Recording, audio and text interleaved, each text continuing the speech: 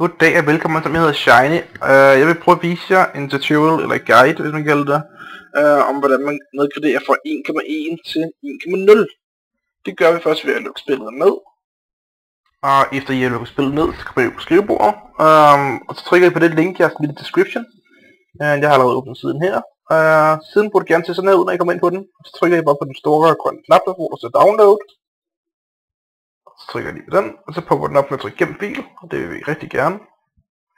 Og så downloader den, og det burde ikke tage mere end 2 sekunder, sådan der, og så er den færdig. Så trykker vi kør, eller åben. Så trykker vi next, og så kan I selv bestemme, hvor du skal ligge henne, men jeg synes, det er fint nok der. Så trykker jeg bare next igen, og trykker start. Og så står der lidt her, launch Downcraft. Der skal være et hak i, og det er der normalt. Og så trykker vi bare exit.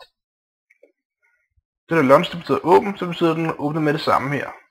Her står der en masse ting, som man nok burde læse, men det kan I selv gøre.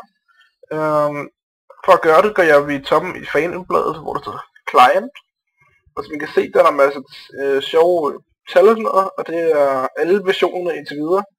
Både helt ned til alpha, og helt op til release 1,1. Lige nu er den på 1,1, men vi vil gerne have den ned til 1,00.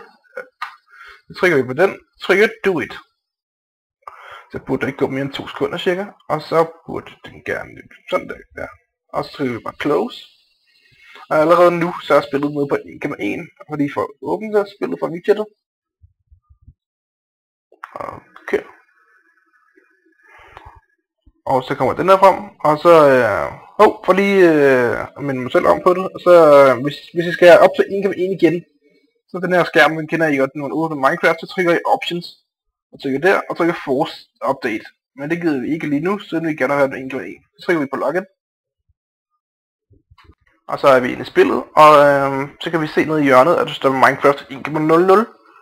Og det var faktisk det. Det tog lige 2 minutter, og jeg håber virkelig, det hjalp jer.